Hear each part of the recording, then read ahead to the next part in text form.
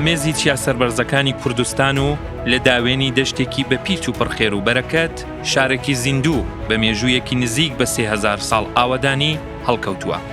شاری کۆیا لە ئامێزی زنجیرە چیاکانی هەیبە سوڵتان و باواجی. کۆیا شارێکی دێرین و پڕجوانی و جیاوازیە، شارێک کە هەڵکەوتە استراتیژیەکەی بە تێپەڕبوونی سەردەمان کردوویەتە ڕێگایەکی گرنگ و پردی پەیوەندی نێوان بەشە جیاوازەکانی وڵات. هاوکات زەوی پڕخێر و بەرەکەتی دەوروبەری شارەکە لە ڕووەکانی کوشت و کاڵ، وەرزێری و ئاژەڵداری و نەوت پێگەیەکی گرنگی ئابووری بۆ شارەکە دەستەبەر کردووە. مێژووی ئەدەبی و کولتوری کۆیا لە کوردستاندا ناوازە و ڕیسپەڕە، چکە کۆیا زێدی لەدایکبوونی چەندین شاعیر، نووسەر و ئەدیبی ناودارە، وێنەی حاجی قادری کۆیی، مەلا محەممەدی جەلیزادە و دڵداری دانەری سرودی نەتەوەی ئەیرەقیب. هاوکات کەسایەتی گەورە و کاریگەری مێژووی جوڵانەوەی ڕزگاری خوازی کوردستان وێنەی مام جەلال تاڵەبانی لەم شارەدا چاوی بە دنیا هەڵهێناوە. ئەم تایبەتمەندیانە لە پێدانی پاشخانێکی کولتوری، ئەدەبی و مێژووی دەوڵەمەند و تەژی بە شاری کۆیا کاریگەر بووە.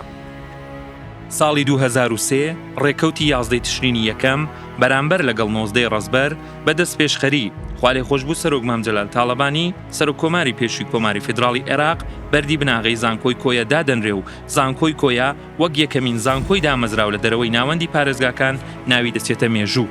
زانکۆی کۆیا دامەزراوەیەکی باڵای ئاکادیمی، حکومی و گشتگیرە و پێکاتوە لە 6 فاکەڵتی: فاکەڵتیەکانی پەروەردە، زانست و تەندروستی، زانستە مرۆڤایەتی و کۆمەڵایەتیەکان، ئەندازیاری، پزیشکی گشتی و پەروەردەی جەستەیی و زانستە وەرزشیەکان. هەروەها ڕاگرایەتی سەنتەرەکانی توێژینەوە و پەرەپێدان کە لە چوارچێوەی پلانی استراتیژی زانکۆی کۆیا لە ساڵی 2024 بە ئامانجی پەرەپێدانی داهێنەری لە بواری توێژینەوە دامەزراوە. جێگای ئاماژەیە لە ئێستادا ژمارەی بەشەکانی زانکۆی کۆیا 29 بەشی زانستی جۆرا و جۆرە بۆ هەردوو خوێندنی بەیانیان و ئێواران. هەنووکە زانکۆی کۆیا زیاتر لە 5000 خوێندکار و سەروی 1000 کەس ستافی ئاکادیمی و کارگێڕی هەیە و ساڵانە ژمارەیەکی بەرچاوی خوێندکاری کچ و کوڕ لە بەشە زانستی جیاوازەکان و تەیار بە ڕوانگە و دنیابینی زانکۆی کۆیا دەردەچن بۆ خزمەتکردنی کۆمەلگا. زانکۆی کۆیا وەک دامەزراوەیەکی ئاکادیمی پێشەنگ لە کوردستان لە مانگی ئەیلولی ساڵی 2023 پلانی استراتیژی خۆی بۆ ساڵانی 2023-2027 ڕاگەیان. بێگومان پلانی استراتیژی بۆ زانکۆکان زۆر گرنگە،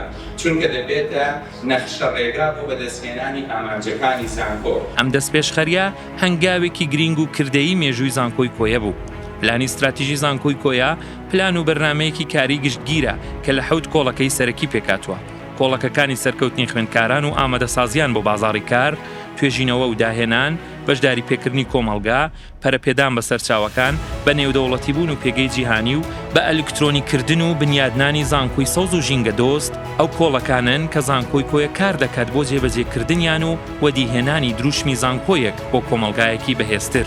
کۆڵەکەی 7 پلانی استراتیژی، کۆڵەکەی بنیادنانی زانکۆی سەوز و ژینگە دۆست سەرچاوی ڕاگەیاندنی دەستپێشخەری زانکۆی سەوزی زانکۆی کۆیا بوو. هەنگاوێک کە بە ئامادەبوونی جێگەری سەرۆکوەزیرانی حکوومەتی هەرێمی کوردستان بە ڕێزگار قوبات تاڵەبانی لە ساڵی 2024 ڕاگەیەندرا تاکو هەنگاو بە هەنگاو زانکۆی کۆیا بتوانێت پەرە بە توانایی و ڕوانگەی سەوز و ژینگە دۆستی خۆی بدات و خوێندکاران و کۆمەڵگەی خۆوڵاتی و نێوخۆیی هاو ئاهەنگ بکات لەگەڵ ڕوانگەی جیهانی و ئامانجەکانی گەشەی بەردەوام.